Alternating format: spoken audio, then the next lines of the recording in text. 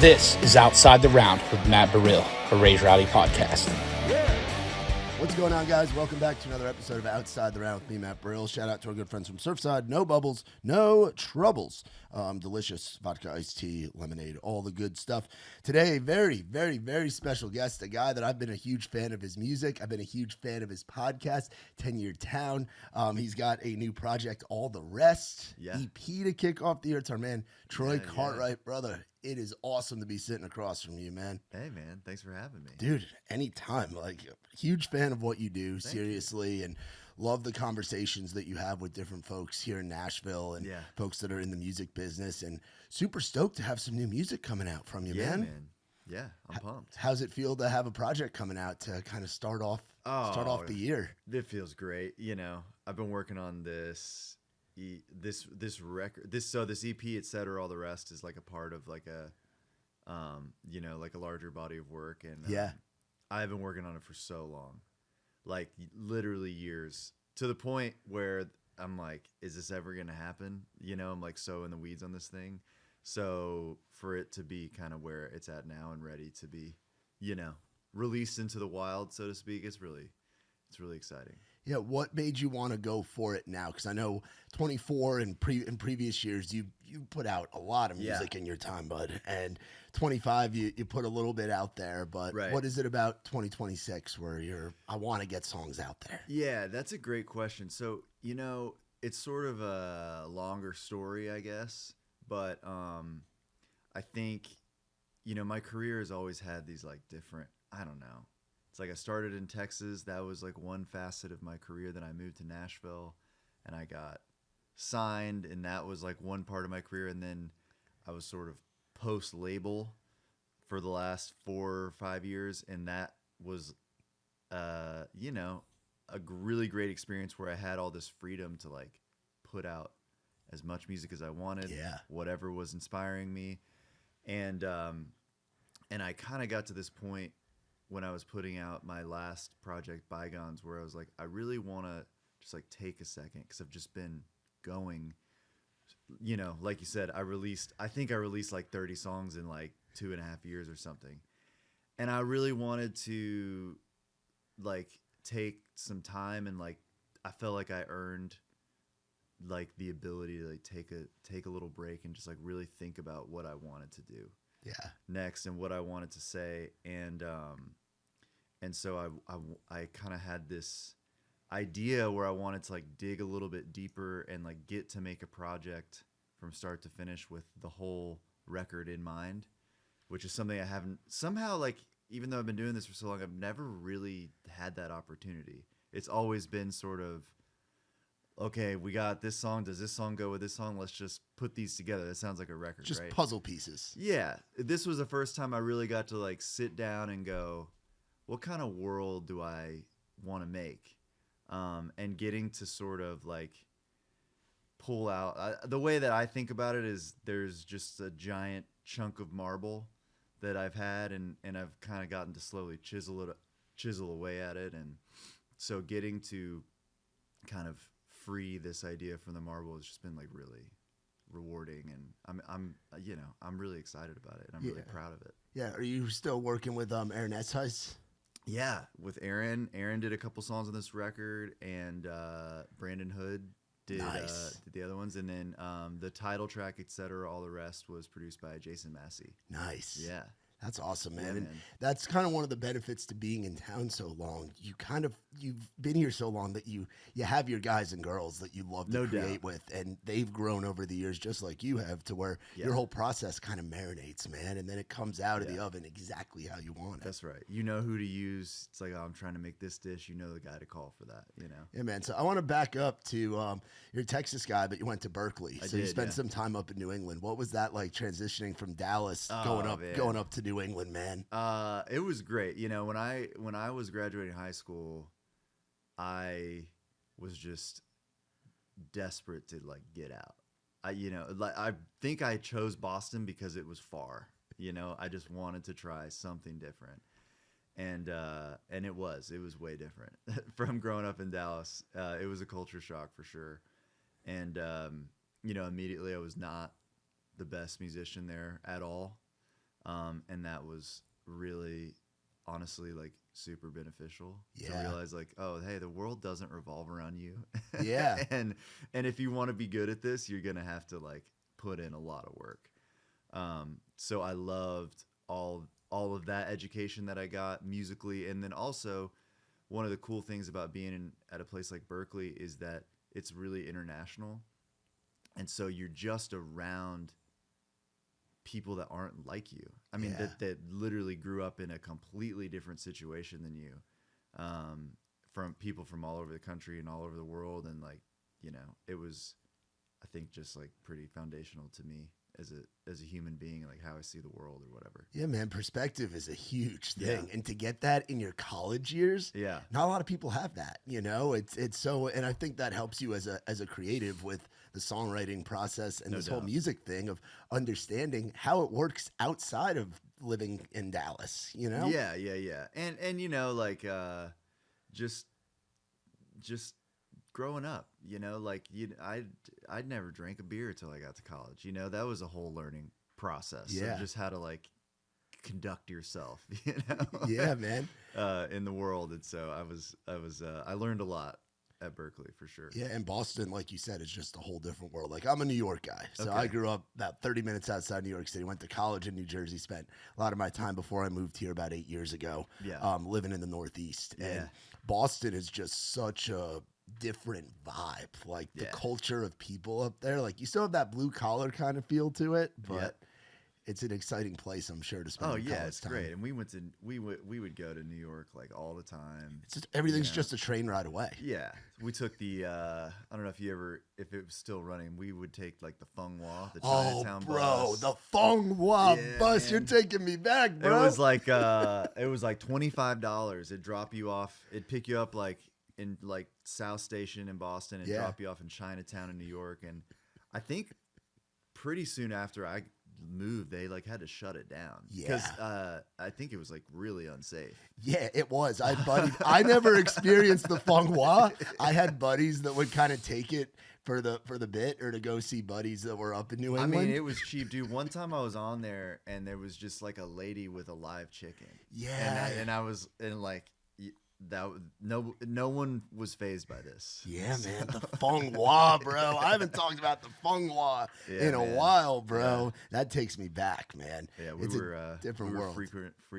riders of the Funghua for sure. Yeah, man, and getting to travel to a New York or a Philly, just that proximity of getting to enjoy culture. you Totally, know? man. Yeah, I loved all that stuff, and you know, you had friends from, you know, all over, and you know, you weren't worried about like getting a nice hotel. It was just like, does somebody have a couch? You know, Yeah. it's like a friend of a friend of a friend that said you could stay there. You don't even know if it's legit or not. Yeah, bunking up with your buddy that's in like Williamsburg or Astoria or one of those spots where where the young college age kids can afford to actually be in New York. Yeah. So when did you get out here to Nashville? So after college, I moved back to Dallas, and I really, so, you know, my dream originally going to college was I wanted to move to New York and like work in the music business. And I did an internship in New York in college, and like quickly realized that I didn't want to like be in the actual business like I thought I did. Yeah. I wanted to be an artist, and not do, you know, like accounting, which is basically what my internship was like royalty accounting. Yeah. Not like a super lot sexy. of numbers, man. Yeah, but I really credit that with like lighting a fire under me, going, if you're gonna do this, you're gonna need to, you know, Yeah. like get to work, and like it's not my plan. You know, this wasn't a good plan. It was like, oh well, I'll work in the music business, I'll meet the right people, and then I can break in that way. And I just realized like there was a lot of separation of like church and state between like people in the business and like the people making the music. You know? Yeah. So when I graduated college, I was doing a lot of different stuff to just, you know, get by. I was like walking dogs in Boston. I was singing in weddings, playing gigs, you know, and I realized that if I wanted to like be doing original music, I probably needed to go back to Texas just because it was cheaper. I could like move in with my parents for a little bit and like kind of just start at the bottom and work my way up. Whereas like when I was in Boston, like I was having to do so much stuff just to like pay rent. So I knew I was like, if I really want to dedicate all my time to writing songs and doing original music, like I need as much time as I can possibly find. Yeah, and there's a scene in Texas, absolutely, which is a huge thing. Which was a huge part of it. I had like an old drum teacher, that played drums for this Texas singer-songwriter named Max Stalling, and I just kept up with him over the years, and I sent him some songs, and he was like, I think they'd like this down here. And like, in hindsight, he didn't totally know. He just said it, and I took it as like gospel fact. Like, they're gonna love me down there. I'm gonna move home. So I moved back to Dallas, and I just, I moved in with mom and dad, which was strange. That felt like a massive step backwards, but it was in pursuit of the dream, and I just started playing, man. I started playing coffee shops, and I was writing. I wrote every day at 11. Like I just treated it like a job. No one was paying me, but every day at 11 I'd write, started playing shows, was kind of playing through the video game Guitar Hero, where like I started in the coffee shop, and then I moved up to like the local bar. Yeah. This place called 8 Air Saloon. Shout out to Joel. And they would let you play a 4-hour set, but you could play originals, and you got like 20% of the bar tab. So that was the goal. It was like, all right, I got to get all of my friends to come see me play, and you learn so much about which songs of yours work and which covers kind of like keep the people there. Yeah. It was like a real education. And then from there, started getting gigs in Austin and Lubbock, and you're just slowly expanding the network or whatever. And I met a lot of guys. Like early on, met Cleto from Flatland, one of the best humans you could possibly meet in the world. Yeah, truly the best guy. And me and him and Parker McCollum and Randall King, we were all in like a songwriter competition in Stephenville, Texas, Larry Joe Taylor songwriting competition, and that's how I met those guys, was just from doing that. And that was like 10 or it might have been like 12 years ago now. Wow. And it's just kind of crazy how like over time it's like, oh wow, that was a kind of like a stacked songwriter competition. Yeah, I'd say so, man. I'd say so. Yeah. So I just was making records and like doing the thing, I had absolutely no clue what I was doing. I was in a GMC Yukon driving all over, and just playing shows wherever, whoever would have me. And we played some weird ones, and we played some great ones, and I was very like entrepreneurial minded. I didn't have a manager or a booking agent for real for so long. Like I was playing like 100 shows a year, and I just couldn't. I couldn't find anybody to help me, and it really tore me up, man. It made me feel like it's like, okay, am I not legit? Yeah. And that was like a great lesson that I learned, because all that stuff like totally worked itself out, but I think a lot of people get like hung up on like, well, I need this person to make it. And like, you don't. Just do it yourself. Especially as your buddies are starting to get all that. Totally, dude. Which is one of the hardest things about this whole music business and being a songwriter and being an artist is your buddy will get a publishing deal, and it's like, well, where's mine? Or your buddy will have a manager start working for him, or a booking agent, or a label or something. And it's knowing that your time is going to come and just keeping after it like you did. Yeah. Yeah, man. It's the comparison stuff, like, is hard. But over time, you realize like it's all good. And if somebody else is like starting to get some heat or some action or whatever, that looks like it's like that's good. That's good for everybody. High tides raise all ships. Totally. And those people are your friends like the whole time. That's the other part you don't realize is like,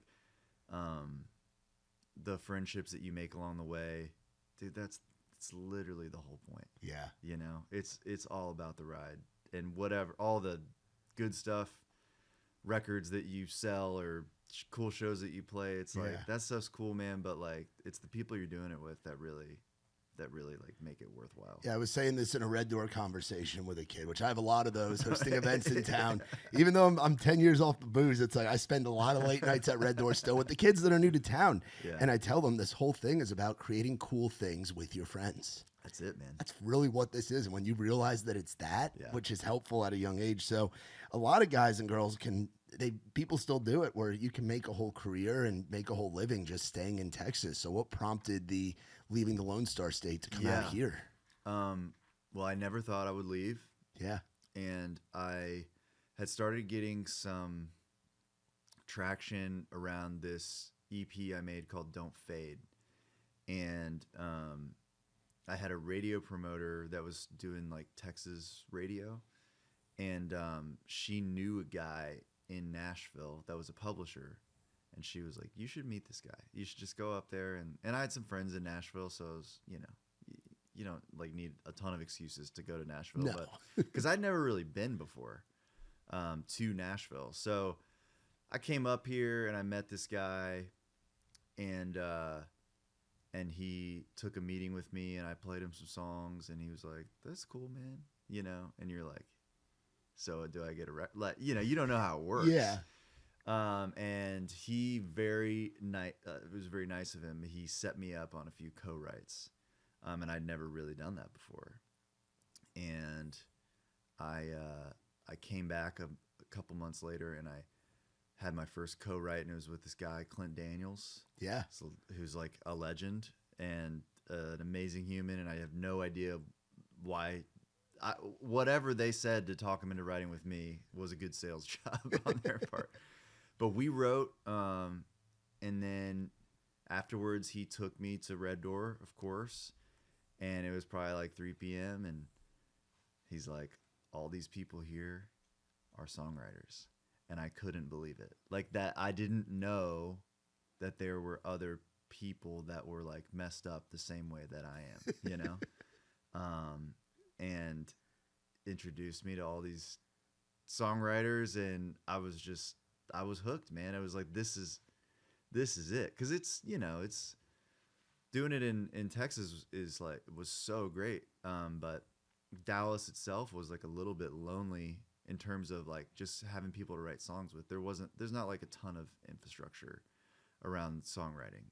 And I think it's getting better now, but it was, it was just like, okay, so I can just show up here and like all these people hang out in these places and write songs, and this is a real job. Like, are you kidding me? So pretty soon after that, I like found a way to come to Nashville, Yeah, man. And that's how I got here. Hey, man, it's just, it blows the mind of like the abundance of creators that are here and of songwriters. Yeah, and like you kind of need a little bit of like delusion to do it because everybody is so good. I think if I knew everything that I knew now, like I might not have had the guts to do it. Yeah. But it was just I didn't know any better, and I just jumped in, and jumped all the way in and got in way over my head. But I learned a lot, and it worked out. So yeah, man, it definitely did. And what year would that have been that you moved out? So here? that was I really should have the date. It was sometime in the summer of 2016. I actually don't remember. What a time to move here too, with what was going on in the city at that time. And I was touring like crazy in Texas. So like I don't even remember. I know my lease ended in Dallas in May, and I drove some stuff up here, and I remember flying like every Thursday I was flying back, and every Monday I was flying back to it was very chaotic. Yeah. And then sometime like a year after that I got like an actual publishing deal, and was able to sort of like figure out like, okay, we're getting good rights now, we can like focus on this a little bit. Yeah, man. It was 2016. I think of two big, I mean, there were a lot of great events like what we do in town now, but I think of like that being one of the heydays of Whiskey Jam, really. Dude. Ward and Yep. and Josh and those guys really getting that going. And then I think of Revival over at Tin Yeah, Roof man. back in the day. And Yeah. Why Not Wednesday was another great one. Threesome Thursdays. Like Yeah. there were some, what a time to be new in town. Oh, it was the best, and that's how you met all my friends at Whiskey Jam. You know, I mean, and I think that was the summer that the Preds were like made that deep playoff run. Yeah. And because I remember you'd go to the Whiskey Jam like outdoor party at In the losers parking and lot. they would have the game on. Yeah. And then people would play. I think that's the first time I saw Morgan Wallen play. Yeah. Yeah, dude, it was a magical time, and of course had no idea, just thought this was like what every day is like. Yeah.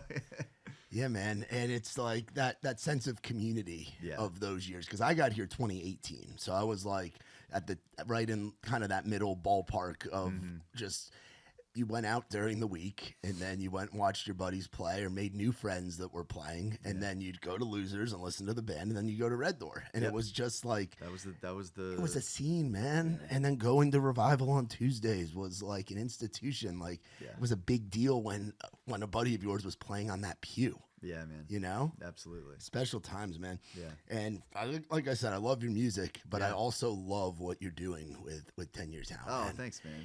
It is one of my favorites. You're over 100 episodes now, which is got to be an unbelievable feeling. But talk about where your mind was with getting that started. Well, I think I had been making so much content as like an artist, and I was really getting like a bit burnt out on like, I don't know how to describe this. It was sort of, you know, like people understand if you're making a TikTok every day, it's like you do it for a couple years, you're like, boy, I don't know. I don't know if this is doing as like what I want it to be doing. Yeah. But I really loved, you know, I understood the power of like content and making stuff. And I was trying to find a way to sort of just like still be consistent with that kind of stuff, but like elevate the conversation. And I really have a deep passion and respect for the craft of songwriting. And I just figured like there's got to be a way to like talk to people about this, you know, and make a podcast, because what was happening is like, you know, you go do a write and you spend the first 30 minutes talking to somebody because you haven't met them before, and you know, you're just kind of getting their story. And I knew that would be a really interesting podcast. Yeah.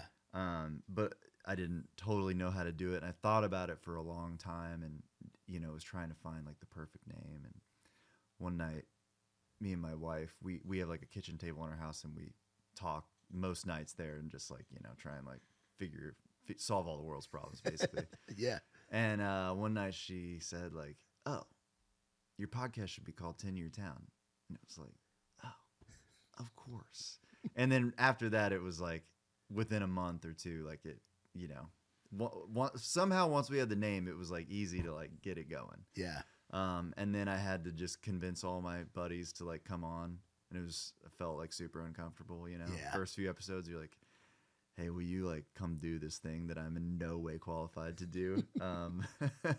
Try and Well, you sit here and talk with me into a microphone while we record it on camera. yeah. So Benji Davis was the first episode. Great episode to start with, by the way. Yeah, and then actually we had to redo it because I was so bad. So I think Jimmy Bell ended up being our first episode. I can't remember if it was him or Benji. I think Jimmy was episode 1 because I was scrolling back before this. I like a month later I was like, "Benji, can you come do it again?" Like I got so much better from like the first time to the fourth time I did it or whatever. So it started out with me just asking my friends and talking about songwriting, which I love, because I feel like people from the outside looking in, like, you know, my hope is that people can have a better understanding of the journey that the songwriter takes and like place more value on the craft of songwriting, because I do see a lot of things that make me nervous for the future of songwriting, and I just hope that it helps people like understand how valuable and special it is, and this small little ecosystem within the music industry like deserves to be celebrated and deserves to be protected, because we're facing like a lot of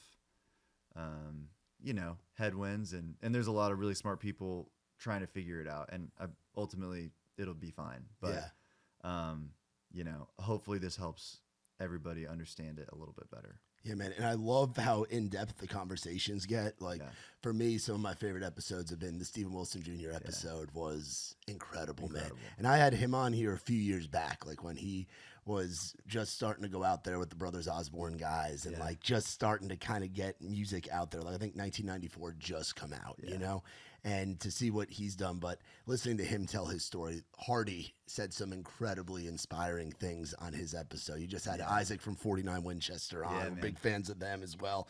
And even listening to the career writers like the JT Hardings of the world, you know, offered a lot of insight. Yeah, man. It's really, they're all those guys that you mentioned, they're all just like really special. Yeah. And I mean, that's the thing. It's like everybody has a story, and to get to tell it is like, I feel like it's really an honor to me. Yeah, man. It's an awesome platform to have. Yeah, and I'm sure, has there been a crossover from people finding the podcast into checking out your music? Yeah. It's interesting, like how it sort of ebbs and flows. I think when I started the podcast, I was like, really known for being an artist at the time. Yeah. And, now I see people popping up on some stuff I post from my artist stuff. They're like, are you the guy from 10 Year Town? You know? And, so hopefully it all, gels together into like, one giant thing, that like helps show people who I am and like what I can do. And yeah, man, I enjoy that. Yeah, you touched on a little bit earlier, but coming here and then working your way up and having the label deal, and then going from starting out independent and then having the label deal for a while, and then going back to that square one of being independent. Yeah, what was that period of time like, and getting back to doing the independent thing?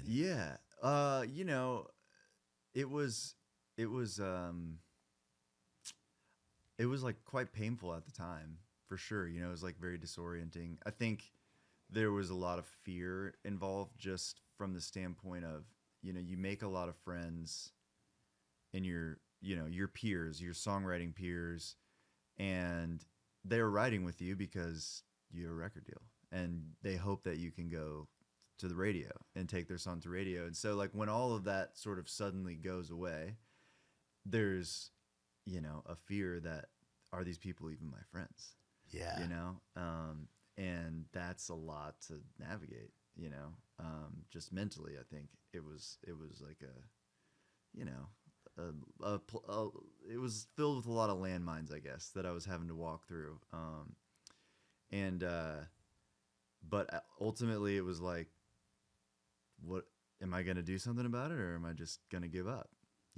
And fortunately I just did what I always do, which is like, all right, I'm just going to have to grind and work hard. And I was able pretty quickly to like get some music out that I had been excited about and just for whatever reason couldn't put out on the label at the time, and started releasing that stuff independently. And it actually started working like pretty much immediately, which was, of course, vindicating. Yeah.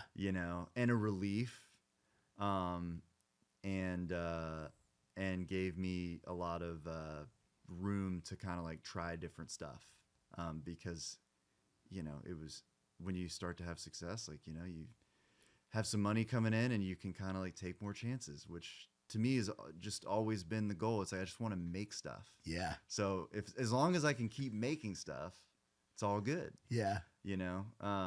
But yeah, man, it was a wild ride, and I feel like I really, as painful as going through that was, like I learned so much about myself. Yeah. And how resilient I can be. Like people talk about being resilient like it's a, like it's a superpower or like a skill set you can develop, but like you don't really know if you are until you have to be. Yeah.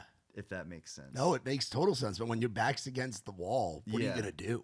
Yeah, like you find things out about yourself that you never knew. And when I look back at that time, like, I'm generally full of self-loathing about myself. But when I look back on that time, like I'm really proud of me, and that I was just able to like, make it through and kind of like somehow like thrive in that environment, and then get to where I'm at now, which is like just making stuff that I've always dreamed of making, and and I don't have to like ask anybody's permission. I just get to do it. You're the boss. Yeah.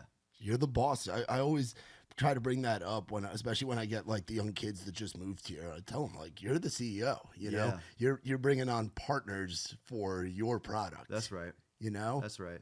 And, I think I learned a lot too, just about like, it's so, people will, burn you in this business, and you can let yourself be fueled by rage and like revenge or whatever you want to call it. But like, it's a pretty toxic fuel. Yeah. So I think, if it's what you need to get through, sure, use it. But like eventually you got to find like a better fuel source, something that can like sustain you for a longer period of time. What have been some of those fuel sources for you? I think I have a tremendous amount of gratitude for, literally like getting to make music and understanding that there is so much that is not up to me. When I write a song, like I don't get to choose what happens to the song, if another artist is going to cut it, or if I'm going to put it out, all of that stuff is stuff that will happen. But trying to realize that getting to make it that day in that moment, like that's it. That is the whole thing. Yeah. And if you can find the joy in just getting to make it, that will sustain you. That will like make you better and make you so much more appreciative of everything, because you're not worried about what happens to it. It's like, I did it. I made it.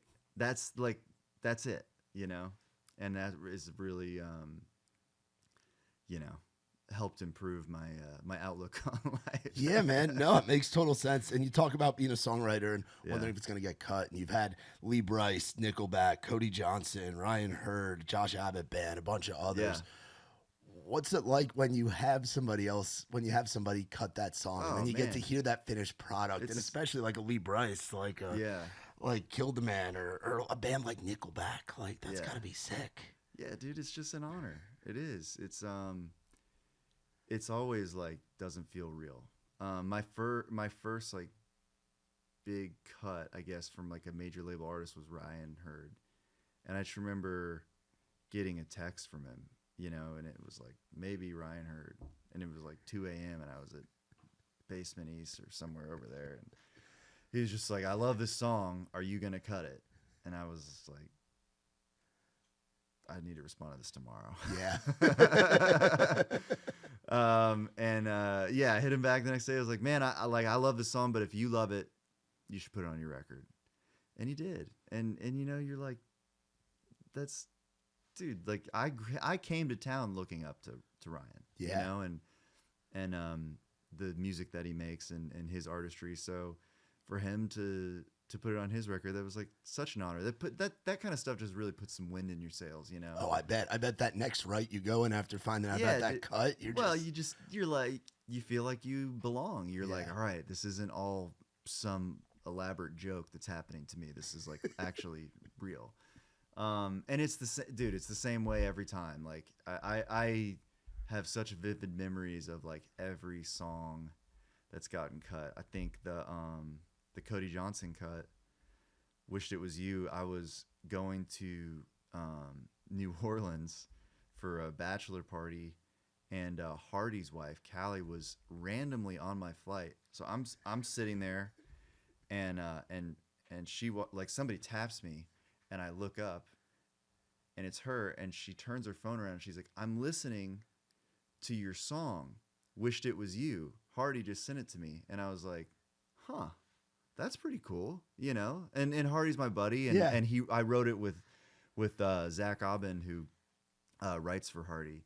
And by the time I had landed, I'm on a group text with Hardy and Zach and Benji, and it's like, Cody Johnson loves this song. He's gonna cut it. And like, you know, I mean, that didn't feel real at all. So it was just super special, you know? Yeah. And like, like every time that happens, it's like you just pinching yourself. Yeah. You know? I'm sure it's a feeling that never gets old. How do you decide? Because there's guys that write those songs that get buzz in town that people want to cut. They end up holding on to, and sometimes that makes them, like, great example right now is Kenny Whitmire. Kenny Whitmire wrote that, has just put out Gave Her the Moon, and that was a song that was being pitched around at labels all over the place, and he decided to hold on to it, and it's putting a light on him that deserves to be shined on him and getting him all kinds of opportunities, so he held on to it. Then there's other guys that end up holding on, and then sometimes it doesn't work out, and they probably kick themselves, being like, damn, I should have let an Aldean or a Luke Bryan or a Combs or a Wallen or somebody have that. So what's that decision process like? Because you're giving up one of your babies. Yeah, for sure, man. And sometimes you really got to look in the mirror, and like, with "Wished It Was You," that Cody Johnson song, there were a few other artists, I think, that had put it on hold or had taken a copy or whatever, and it didn't feel right. And when I heard that Cody was going to cut it, it was like, it felt right. I don't know how to describe it. It's just, you can tell. And I think with my own music, some songs I just know, if I feel like I have to tell the story, or like I'm not going to be able to continue, you know, then I'll hold on to it. And I've got a few, you know, sometimes I get in a fight with my publisher about it. He's like, "We really ought to pitch this song." I'm like, "You can't. That's my song. It just is, you know?" So you try and navigate that as best you can. But man, when they're good, when it's a really good one, you know it, you're like, golly, I don't know what to do here, you know? But it's motivating in a way also, because you hope, hey, I hope somebody huge cuts this song. If not, I'll cut it. Yeah. You know? And then maybe if I want to cut it and somebody huge wants to cut the song, I'm like, all right, I gotta do this justice. I gotta become a better artist and work harder and like elevate myself. So I'm like worthy of singing it, you know? And it's got to be full circle for you as a Texas guy to have one of the guys that's waving the Texas flag around the world. Yeah. And Kojo, I'm sure you remember when he was coming up too. Absolutely, man. And like, he's, you know, so like, obviously he's incredibly successful. Somehow I feel like he doesn't get enough credit. He's such an amazing entertainer, really like nice guy, very, you know, all the things that you would imagine about him like are true. You know, he does what he says, and when he cuts your song, like it's all the process is very smooth. So with some artists, they'll cut your song and you're like, is it even going to make the record? Like with Cody, it's always very like straightforward, and you know, you kind of know where you stand. Yeah. So that's good. awesome, man. Yeah. What do you like doing when you're not doing music? Like, how do you keep the balance? Because you're a songwriter, an artist, a husband, a podcast host. Like, you have a lot of stuff going on, man. Like, how do you keep it all kind of how do you keep the train on the tracks? Yeah, that's a great question. I really just, I'm by nature like a pretty disorganized person.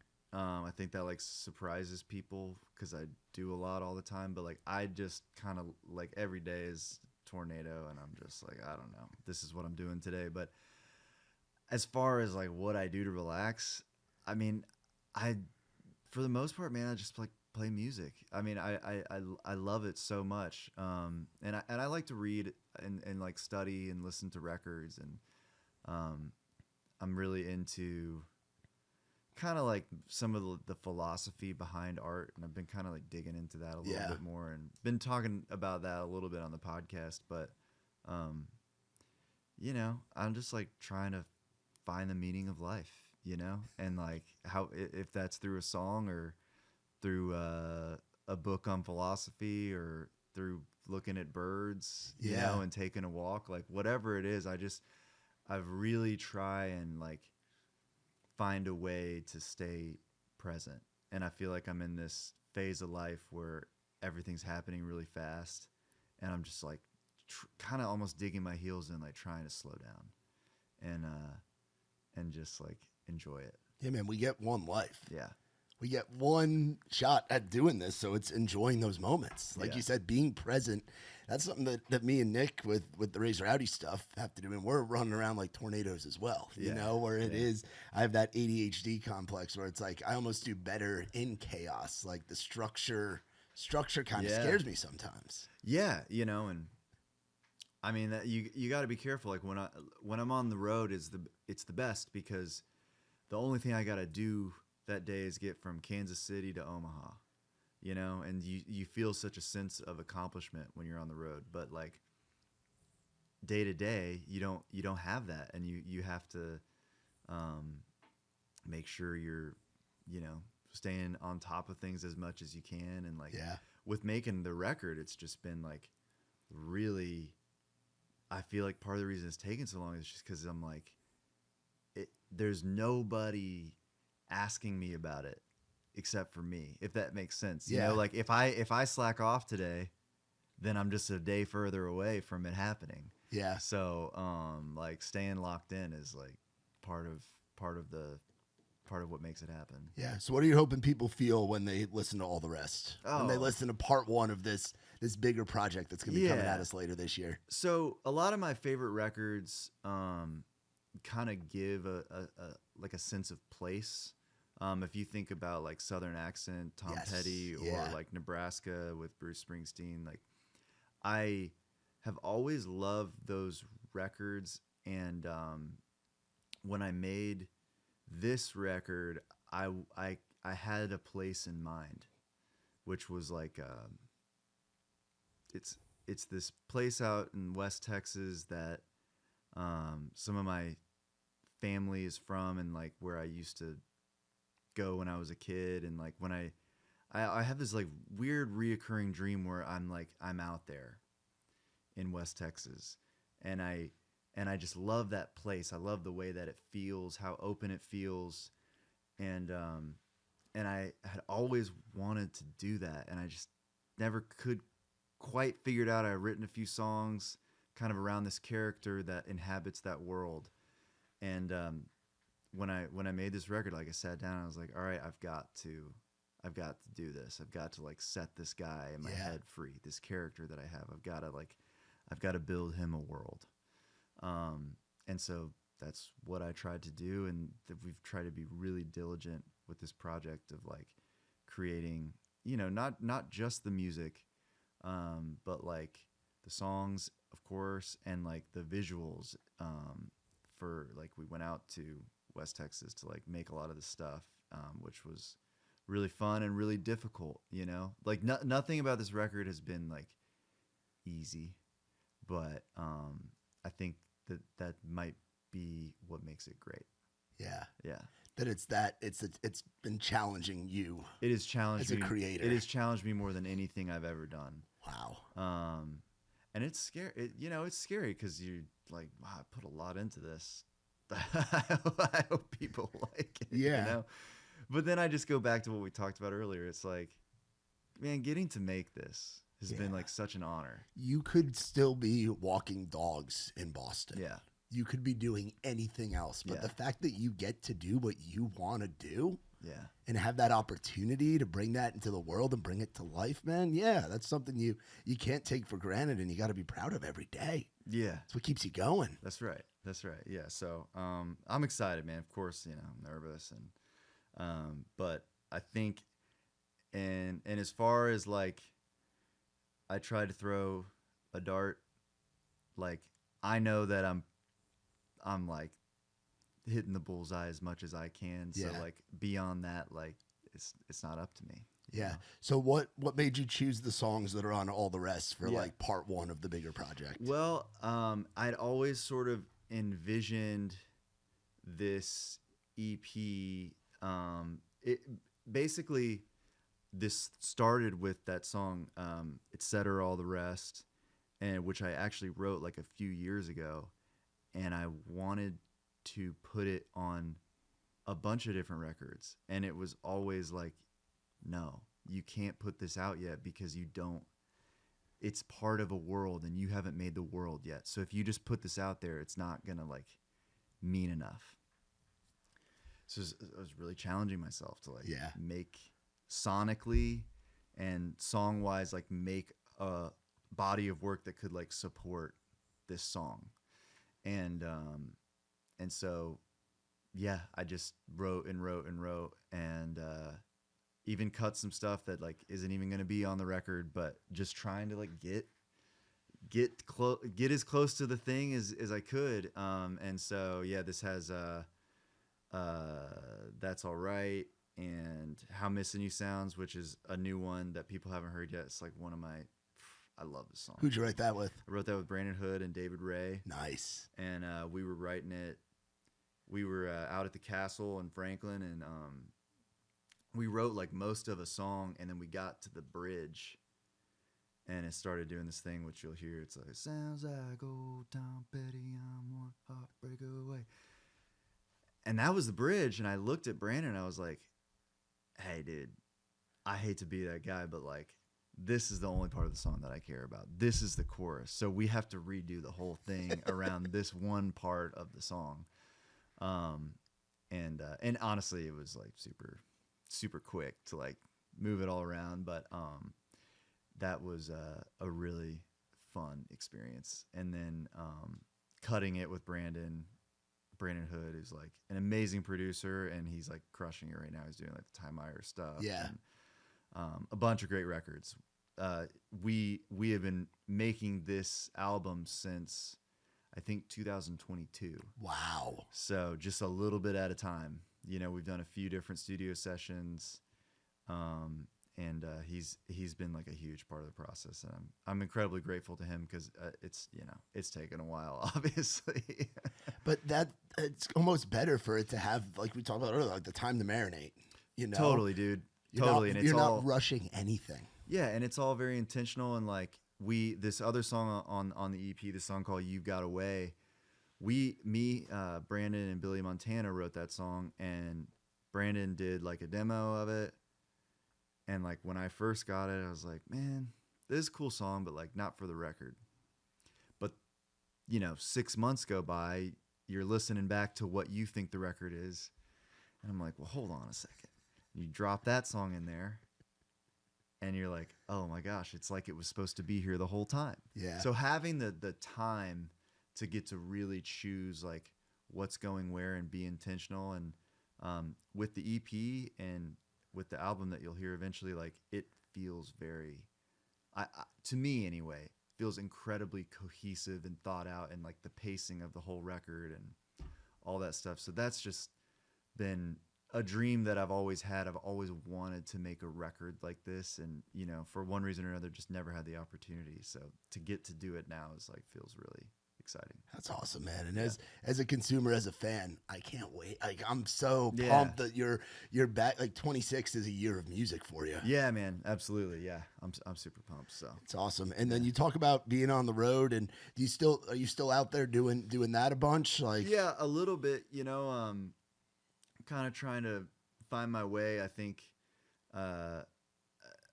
you've heard like times have changed, bro. Oh, I know.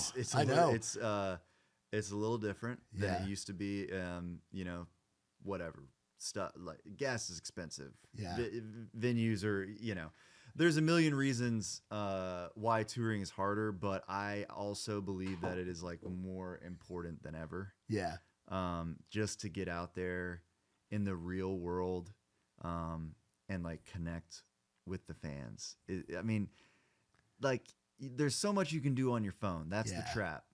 But my thing with social media at this point is like I think the jury is out on like how much of it is real. You know, obviously there are real people watching the content. I can tell like with my podcast that these are in fact not robots. Yeah. But what percentage of them, I don't know. Yes. And when you are out on stage singing your songs to people, you can't replace that. No, the live experience is always going to be with Yeah. us, that in-person thing. Yeah. And that's what is fortunate for us with all these industries changing with technology.